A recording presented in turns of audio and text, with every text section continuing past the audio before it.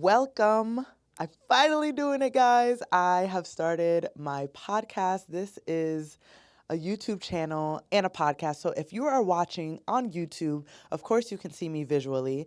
If you are listening, two things are starting at once, and it is so exciting to me because this has been something that I've been wanting to do for years now. Every country, someone has told me, why don't you have a podcast? You'd be really great at podcasting or YouTubing. And I'm not gonna lie, I always felt like it was an oversaturated field, and I was just like, I don't know. I'm not really sure if that is the vessel that I want to use to do what I am super excited to facilitate a space to the people that I know that I want to find me, which are people that are interested in personal development, emotional regulation, self-awareness, mind mastery, communication, and self-care. With ICU, which is a play on words of the letters ICU, Intensive Care Unit, I want this to be a space that people can feel like and know that they can come to know, one, that they are not the only one going through what they're going through. They are not the first one, and they are more than likely not going to be the last one. So, with that being said, I am super excited to dive into topics that I consider a bit taboo and can be tough to talk about, as well as solo reflections that I'm going to have with you guys, meaningful conversations with people that I bring in, and diving into things that help you really adjust, enhance, outgrow, or grow into a healthier perspective based on what you're dealing with and how you in yourself can connect back to your power to change your situation or to make your situation better, or just find out that good to great is what is your birthright. So I'm super excited to be starting this, and man, it's taken me a long time. I've lived many lives. So just a little background about me. I left home at 15. My mom kicked me out. I'm one of those people, once you tell me to leave, I'm gone. Even if you tell me to come back, it's not. You already told me to leave. So I left. I did not go back home till 18. I then left again at 19 when I joined the military. I joined the Air Force. I became a medic. I got stationed in DC, where I spent 6 years of my life. Shout out to DC. I love it there. I am super grateful to have spent a substantial amount of time to learn myself how to grow in a career and really become an adult in DC, especially as a Black woman, a Black Caribbean woman. So I was in DC, then I left the military and transitioned into entrepreneurship almost immediately, into personal training, where I realized that personal training was not the vessel that I wanted to use and the vehicle that I enjoyed driving to help people heal. And from there, I really just decided that I wanted to do something for myself. So as I was going through a transition out of the military, I also selfishly was like, I want to serve myself after serving my country, and decided to move to Mexico. I moved to Mexico. I lived in Puerto Vallarta, Mexico for 6 months. And then I ended up moving to Medellin, Colombia, el año pasado, last year. And I loved it. It is still to this day one of the best decisions I made for my life. I've always wanted to learn Spanish. I've tried the Rosetta Stones. I have best friends that speak Spanish, but there was a hurdle of perfectionism and a hurdle of fear that I just couldn't overcome without taking that what seems outlandish step. And that's what I need to do for myself, to learn this skill that I want to have for myself. And if I ever have children, for children, I am not Latina. I am Jamaican and Chinese, hence the last name Chung. I am a Caribbean child, and I feel like being monolingual has always been a setback to me. I don't know. A lot of my friends that are from other places, they are at the least bit bilingual, but if not, they are quadrilingual or whatever the word is for that, to speak more than 3 or 4 languages. So that's always something I've wanted to have under my belt, to be able to not only give to my children if I ever have them, but to also connect to different communities. I've always had Spanish influence in my life. My madrina, my godmother, is my heart, my backbone. I actually have 3 godmothers. Listen, God knows what you need and who you need before you need them. So that's how that happened. So I am now finding myself in the great Miami, Florida, and it's the closest thing to Medellin I could get, and I'm loving it. I'm just like feeling myself grow here. I've only been here since May, and I can feel myself stretching and growing, and that's how I ended up starting this. I was just like really ready to step into the things that have been at the back of my mind and putting them at the forefront and letting them thrive and seeing what comes out of it. So here we are, and being the woman that I am today, it just feels really good to know that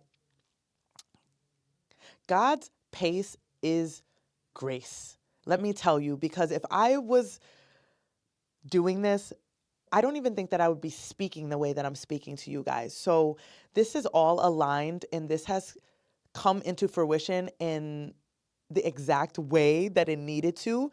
I am sitting in Nucleus Hub in Coconut Grove. They have given me the pleasure to let me record my first episode with them, and I'm so grateful. I'm so appreciative, because I think that when you're starting something new, there's a tendency to feel like, oh, I don't have the equipment, I don't have the mic, I don't have the this, the that. And I went through all that. I'm like, do I upgrade my phone? Like, I tried recording a couple episodes outside of my apartment. I live near an airport, so the airplanes just kept making noise, and my microphone wasn't like overriding that noise.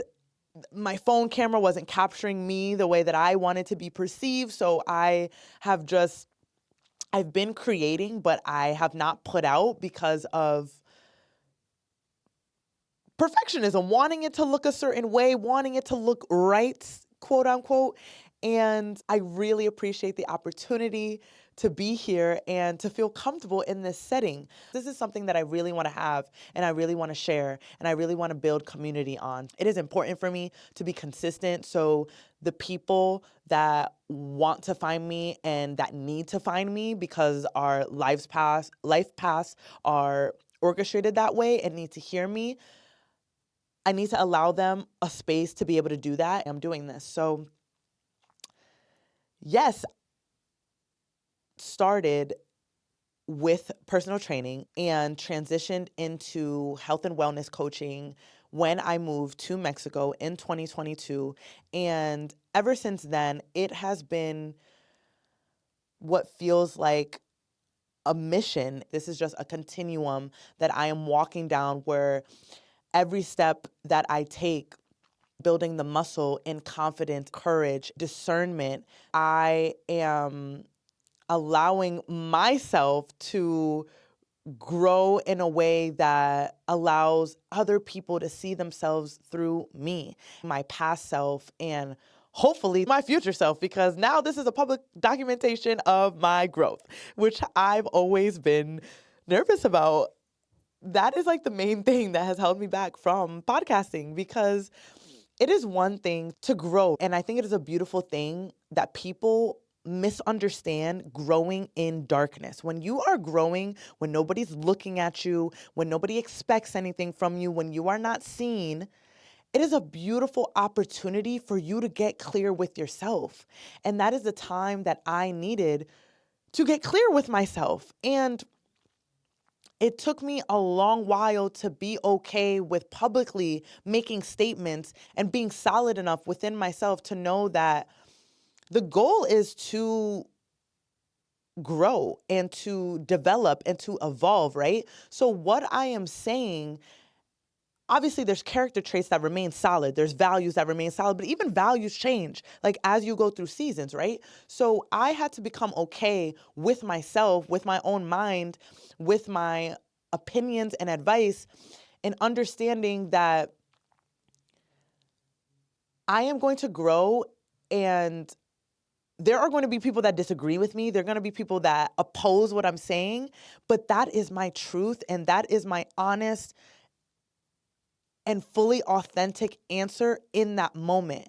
And having that as a public documentation has always felt really difficult for me because it's already hard enough for me to watch myself back on camera, let alone knowing that other people are going to be able to do that. So I had to really get solid within myself, gain clarity on myself, and be able to sit with myself and knowing that I'm okay with being open to other perspectives, as well as I am not here to be politically correct. I am here to be spiritually direct. Period. I hope that just I had to nip that in the butt. So that's really what I want this podcast to be about. It's just me, my authentic self in different settings, having authentic conversation with people, vulnerability, which is always something that I've battled with, but people do not connect to perfection. That is something that I talked about in a coaching session the other day with one of my clients who was equally having the same battle because she's a content creator and she wanted things to look a certain way. She wanted to speak a certain way. She wanted to fix certain things about how she was talking. And I had to tell this girl, no business with the people them and their opinions, really. Because people do not connect with perfection. They connect with problems. And not in a sense of trauma bonding, in a sense of when people see this perfect aesthetic, when they see this all the things that fit on Instagram, that is a fantasy. That is what feels not within reach. And it is a fantasy. It is people just aspiring and reaching and being like, man, I wish type of thing. But when you give people something real to hold, when you really connect to them at the point where it hurts, that's when people feel you. Like, I want to be felt. I want to be seen. I want to be appreciated. And those are things that I feel like all humans are striving for, especially in this filtered, censored, all the things type of world, right? Where you have to question, is that real? Is that authentic? Is that AI? We don't even know what certain things are anymore. And there's a lot more questions coming up. I want people to feel that they know that when they come to this space, it's what it seems to be, right? There's no fugazi stuff. I'll go on. So yes, I'm super excited to share this season of my life with you guys. And I hope that you will share, you will comment, you will tell me things that you want me to talk about. What topics around communication, emotional regulation, personal development, self-awareness do you struggle with the most? Let me even pose this question to you. What is the most difficult emotion that you are dealing with right at this moment? And if you don't even know what that is, I want you to go on Google, look up the emotional wheel, and name the emotion that seems like it makes the most sense to you. Because I know that there's this whole space of social media encouraging you to get a morning routine, to develop structures and this, that, and the third, but nobody tells you why. I want to be the person that tells you why, because your why is what's going to keep you consistent in that thing. That why is going to be what overrides when you don't feel like doing it. That why is the reason. And I want you to know the reason, and I want you to know that reason matters when it feels like everything else is crumbling.